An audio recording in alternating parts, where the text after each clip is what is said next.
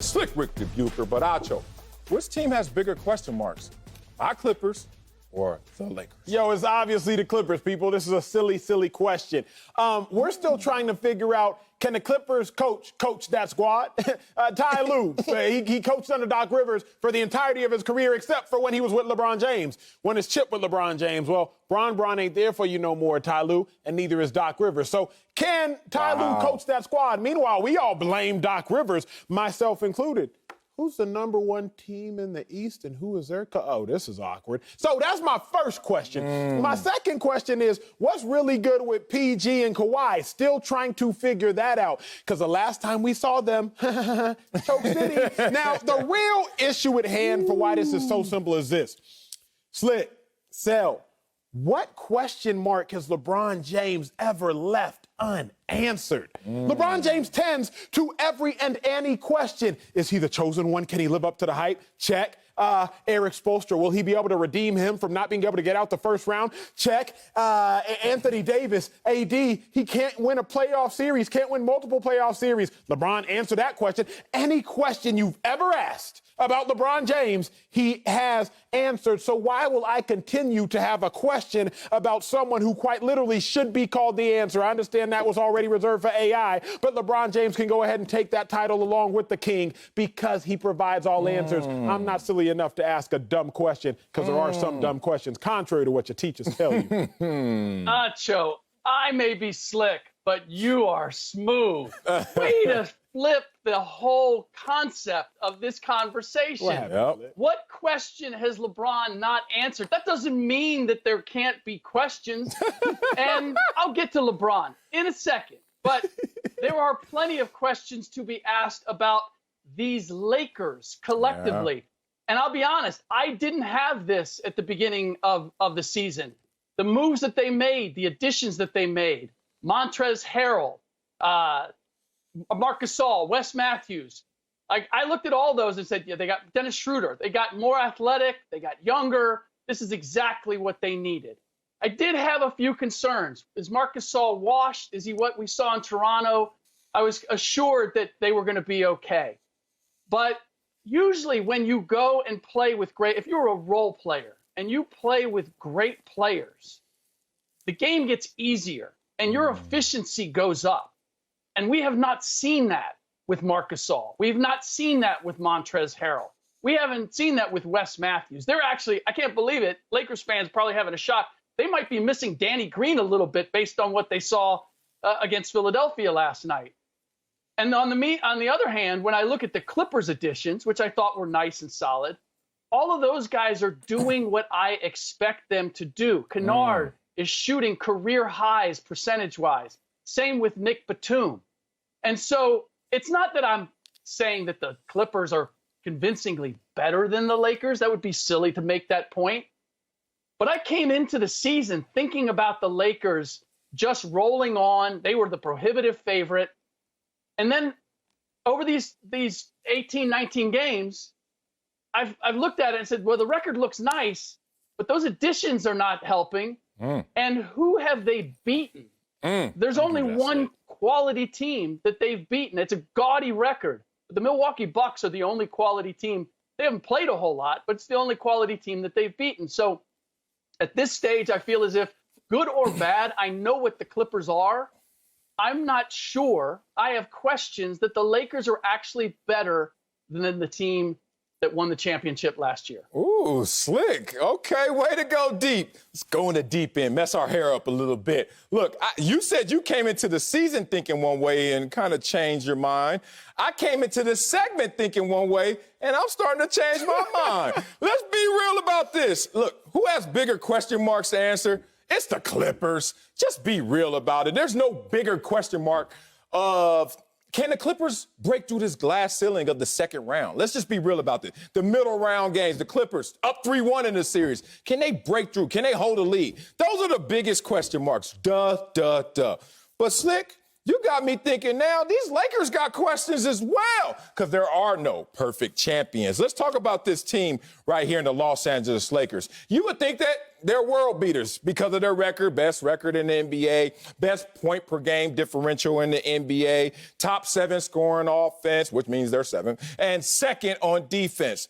However, when you start to look at who have they beaten, and the Lakers are 2-4 against the top 6 seeds this season, including the loss to the 76ers last night. Lakers are 0-3 against top 6 seeds from the West. Lost to my Clippers, lost to the Blazers, lost to the Warriors, whatever. Okay, but my Clippers, 4-2 against the top 6 seeds this season, all from the West.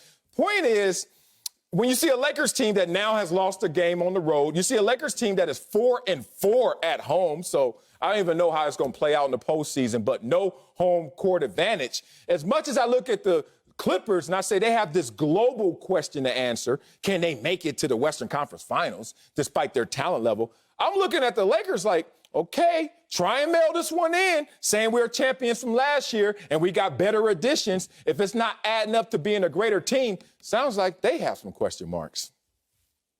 Yeah, Sal, the other part is with the Lakers, when it comes to LeBron, you're right, Acho. He's answered every time we've had a doubt. He's answered it. But there's one that he still has to answer, and that is, can he sustain this at 36 years old? Now, from what I've seen him, the way he's played this season, his efficiency has gone up. His array of shots has gone up. He's playing, we said it yesterday, it feels as if he's toying with the game at times.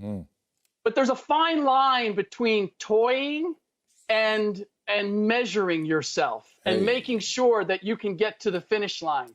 And what I see in LeBron at this point is I don't see quite that same explosiveness. Now, he might be saving it, but when I see him with Joel Embiid at the three-point line, and granted, made a big play, but he couldn't get past Joel Embiid with a running start at the three-point line, I start to think, okay, we've just assumed that Father Time is never going to tap LeBron on the shoulder.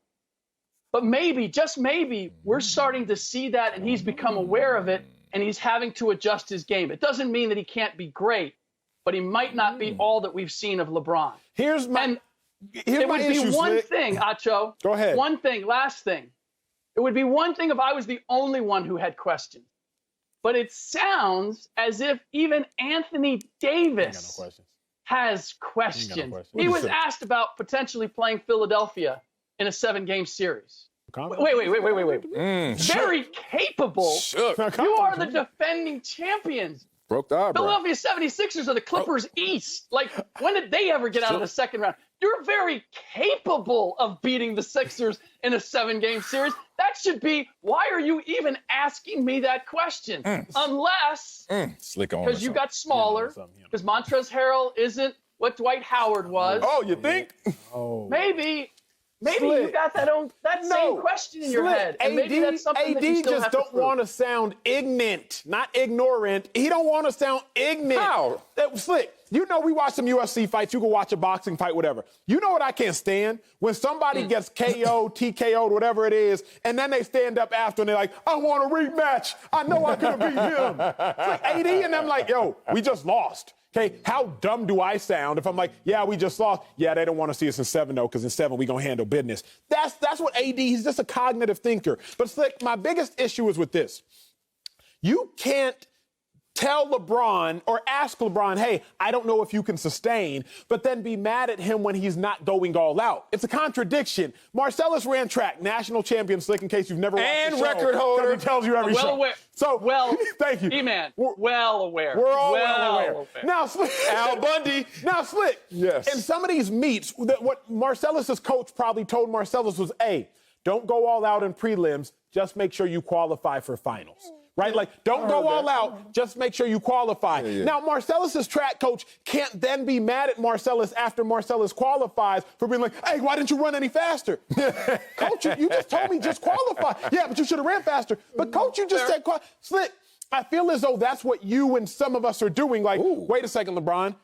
Just make sure you sustain and get to the finals. But wait, LeBron, why didn't you beat the Clippers? But wait, LeBron, why didn't you beat the Sixers? Acho, it's human nature because he's 36 years old and he's played at this amazing level for all these years. At some point, it begins to slide.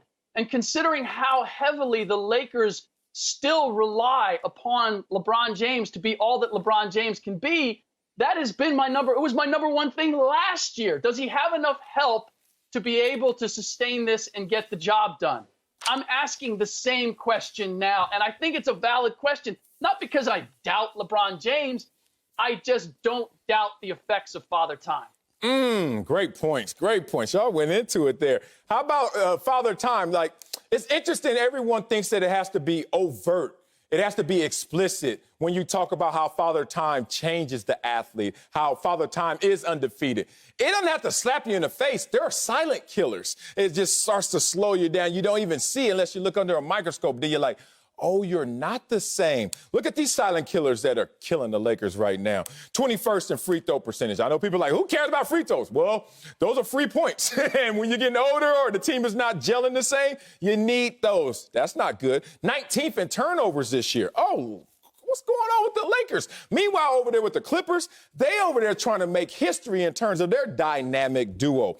Listen to the 50-40-90 combination they have going with Kawhi Leonard and Paul George, and still averaging over 20 points per game.